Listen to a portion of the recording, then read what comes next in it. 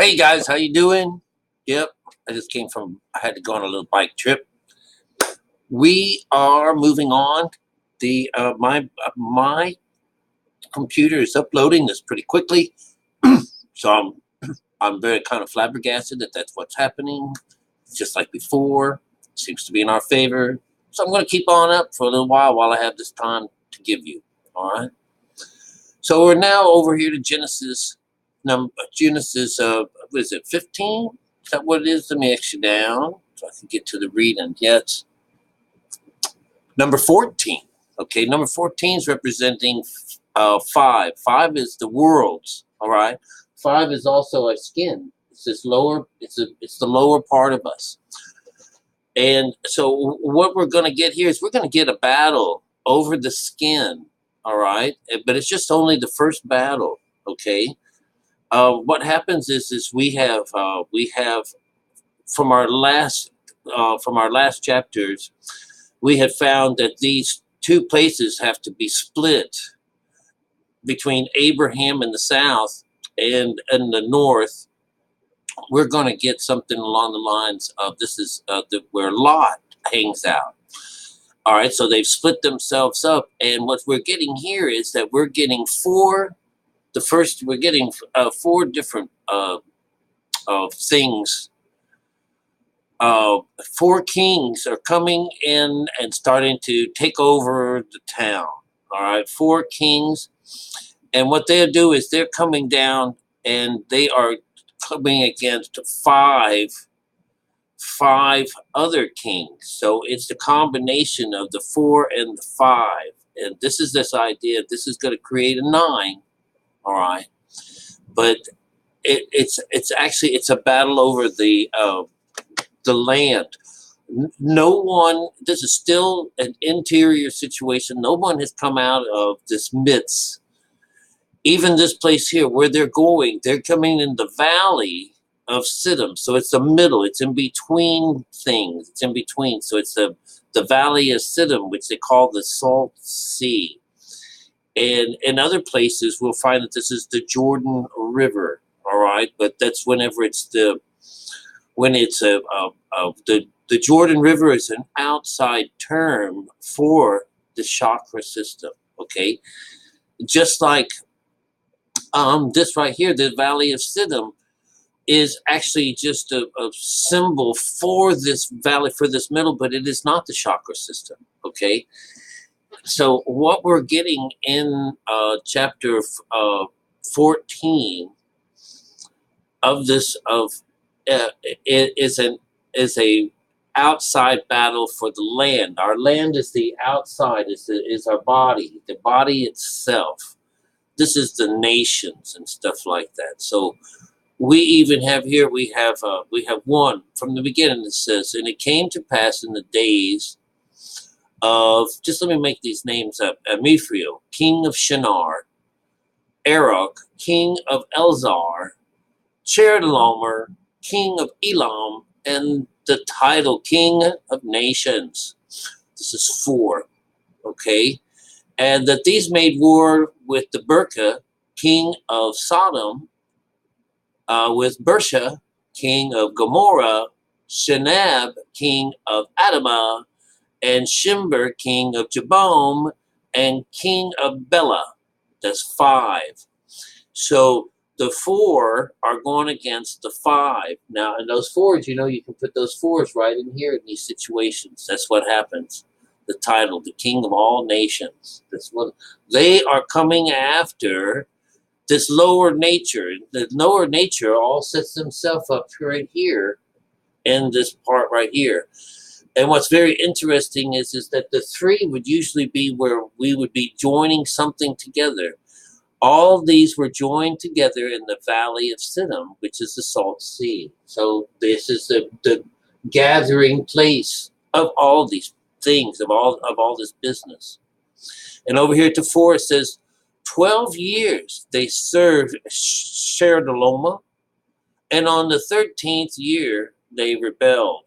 12 is representing the Kundalini, not Kundalini. The 12 is representing 3. When you put those two together, you get a 3.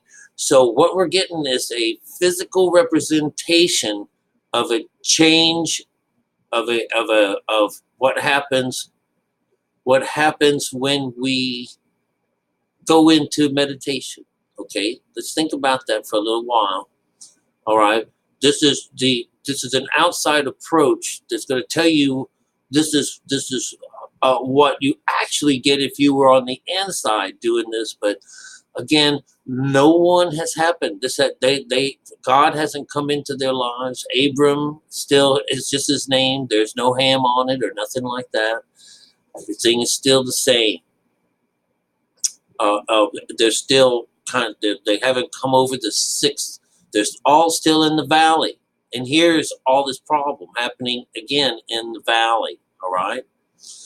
Now, what's going to happen now along this lines? We're going to start up again. But I really, all these names, it just bugs me to the max. All right. So it goes, but here we go. We'll say on the 14th year, this is going to be our first one, our 14th year, came Sheraloma and the kings that were with him to smite, this Riphaim, the the Zubis, and Ham, and the such and such. And so the heat, the fire, the battle for the body is on. All right, the land, that is. And this would be 5. 5 is going to represent this first one here. All right, 5. This is about the people themselves. So this is where all of these these kings are coming together. All right, another place. So 6 comes here. 6, and the Horites and the Moors and such, which is by the wilderness. This one here. 6. This is something that is by the wilderness. 6 is generally the wilderness. Okay. So here we go, 7. We have 7 is this one here. 7 is generally the day of the Lord when something happens. All right, so what happens is they are returned and came to Immashat, which is Kadesh, and smote the country of the Amalekites and Amorites that dwelt there in this place. So on the day of the Lord, usually when the smiting and all the trouble and all this, because this is them taking over a particular part, taking over this place. This is where the 7 would be, the brimstone, the fire, and the brimstone. All right, this is where it would be as these stories go on. So I'm drawing you guys so you can see the same thing between these different stories. And there went out the king of Sodom, and the king of Gomorrah, and the king of Admah, and the king of Zeboah, and the king of Bela, and they joined battle with them in the valley of Siddim. So this whole story says that all of these guys are all gathered together now in the valley of Siddim to do this battle. This is how these stories work. You have to gather them all together. Now watch what happens after this. 8's a control number. So when they got them all together, when they're all together, now it's ready to join to do the battle in the valley. They're all brought together. 9, a conscious number. With Sheralomer, the king of Elam, and the title king of nations, and these are the first 4 kings when they're all brought together. With the 5, right? Now we get this one. And the valley of Siddim was full of slime pits, and the king of Sodom and Gomorrah fled and fell there, and they that remained fled to the mountains. All right. This slime pits, if you can't remember, we just talked about a Tower of Babel where they used brick and mortar. The mortar was the slime. So slime is represented. See, no one's connected to God. So slime pits is part of what would be considered the craft. Remember that this is made by man. A brick is not a stone. And mortar is not natural. So these are things that are man-made. So they are contraptions. They are inventions. And so, and these are their trappings. All right. So what we're getting out of this is that where's the slime pits at? You know, there are many, many slime pits. Here, number 10.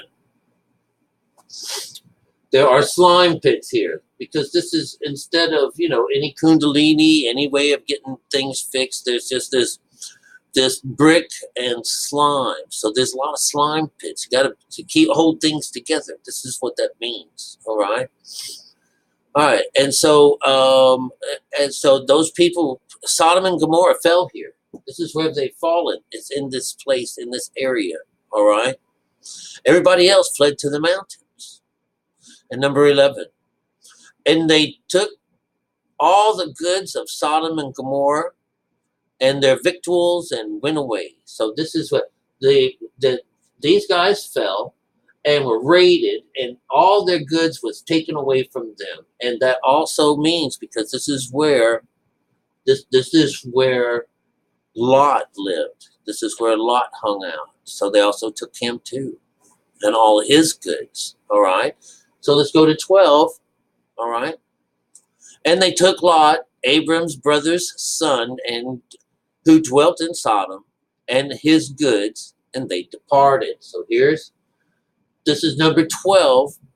12 is where, you know, this is where you either are taking 12, you put 3 together. You either are free or you're taken captive. So here we are looking at the 12 looking at someone was being taken captive. Lot's brother was taken captive. All right. This is beautiful. This is an outside approach to an inside thing. Now we want that guy back. All right. So 13. And there was one that escaped and came and told Abraham the Hebrew what happened. All right. That's the one. The next one is, and when Abraham heard that his brother had been taken captive, he armed and he trained his trained servants, born in his own house, 318, and pursued them into Dan. This is number 14, represent the 5. You got your men all coming together. All right. You got to get them all together. This is generally where up there they pull them all together. This is what the 6th chakra is going to be. All right. So what happens is on 6:15, where this is going to represent 6, and he divided himself against them, he and his servants by night, and smote them and pursued them unto Hobo, which is on the left hand of Damascus. All right. Now, this is so cool. This is number 15. 15 is going to represent a 6. 6 is the works in us. It's generally where it becomes dark. So he's divided himself with his servants on one time and someone on the other. So we're looking at instead of physically dividing themselves and leaving one side on the left hand and one on the right hand, which is going within themselves. This is a verbal reference that says that his servants, that he divided himself. Let's look at this, number 15. And he divided himself against them, he and his servants by night. And you see, it's what we would do when we go under to fight and go through this business to change things and to go through this judgment day, to go through this. Our servant is what goes through by night. That he by day, he's the physical side, and the servants would be the other side. But here they're being represented as he and his servants because they are on the what side of Damascus? They are on the left-hand side of Damascus. For those people with the ears to hear, I hope you heard that. All right. Here we come to 16. That's going to be 7. That represents another sunny day, the Lord's day. Let's see what it says on 16. And he brought back all the goods and all of his people, the brother-in-law and his goods and the women. So here on the 16th scripture, everything is restored. His brother is returned. Everything is brought back to life. This is what would happen on the Lord's day. All right. Now let's go just a little further. We get to 8, and the king Sodom went out to meet him after his return from slaughter. And the kings were with him in the valley, which is the king's dale. All right, this is number 17. We go to 18. 18 represents 9. And Melchizedek, king of Salem, brought forth bread and wine. That's right here. All right. See, I forgot to keep the 12. This would be 13. The guy that escaped. 14. Abraham heard his brother had been taken captive. This is number 14. Right? And 15. He divided himself against them, he and his servants, and he brought back all the goods, and also brought again his brother Lot and his goods. So number 16 is the end. This is the spiritual side. Everyone came back home. Everything has been restored. This would be a 7. All right. And the king of Sodom went out to meet him after his return.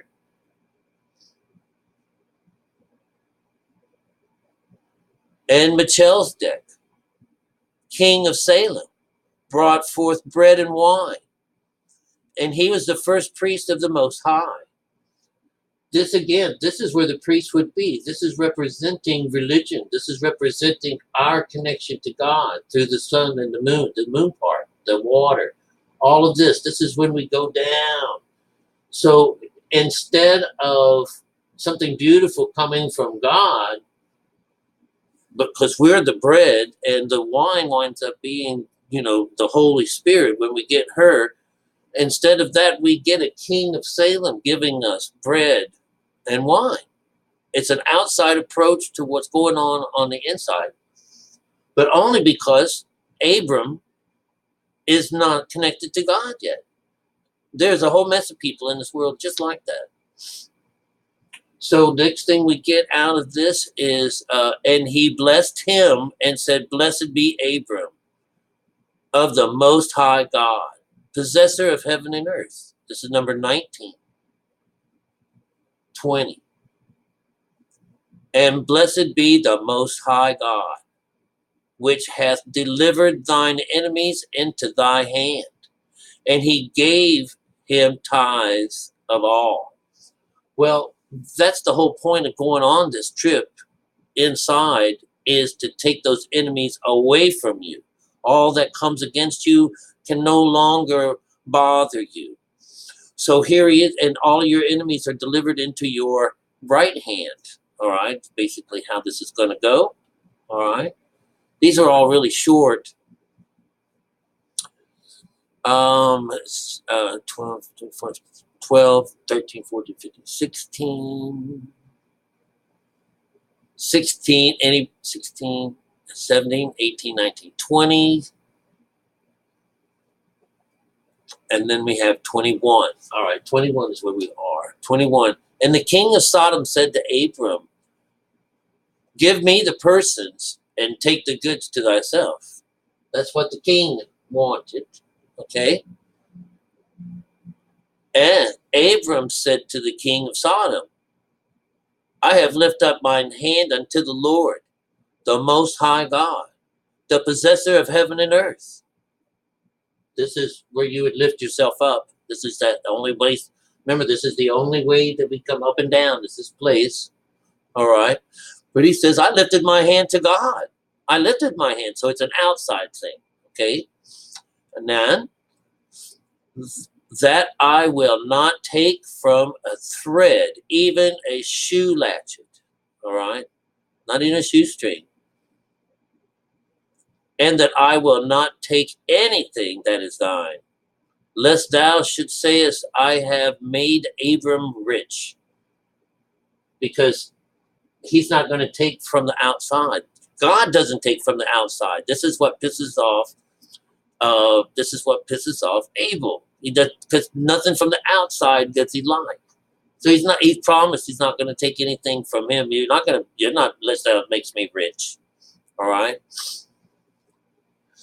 And the 24, save only that which is the young men have eaten. Let the portion. So he's leaving it to the men. He's leaving. Let the men have their portion. All right. He's done. He's going to do without. He lifted his hand to God. All right. So I know that sounded a little choppy, maybe most choppy. But if you have the understanding as to when we're done, once we've made it over to this other side, everything is restored, brought back to the way it was, right? Then the men are fed. This is the idea that, everyone is going to be getting their portions for the works that they have done. This is the idea that you get repaid back for the things that you had already done. And they're all really still, they haven't made it over to the other side yet. No one has. They're still in the midst of things. They're still in the middle of stuff. All right. And we keep getting Sodom. We keep getting a hit on Sodom on this very first one. Okay. The king of Sodom keeps hitting on this first guy. That's where Sodom comes in. Sodom is our mind. Sodom is our skin. And of course, this is the lesser part of us, okay? Now, when we get moving on, remember, there's only these two things that get destroyed in these stories, okay? All right, Sodom and Gomorrah. Sodom is going to be our skin, which is the first beast. Remember, in Scripture, they're all going to be the same. There's different symbolisms, but they're all saying the same thing. Second beast is going to be this one here. This is going to wind up being Gomorrah. Sodom, the place to do it is your mind, and Gomorrah is the one that gives you the power to do it. So it'd be the same thing, the skin is weak, and stuff, it's seamless how this is working out. Now, because they're still in the sixth, they're still in the valleys, they're still in the crack of things. Though I makes us lay down beside green pastures and stuff like that, or what have you, this valley of death, this valley, it's always, this valley is this place where all this stuff, the works are going on. And God has not come down yet, torn this place up. Right now, we just had someone come in and try to claim it as theirs. And Abraham has gone to deliver his family and their belongings back and keep everything back intact. And he did it all himself with the servants from his own business, born within himself. So anyways, this is how it works. This was an outside approach to the future things of what's going to happen on the inside. So here he just got this wonderful thing, and he hasn't made it into God yet. He's still Abram, all right?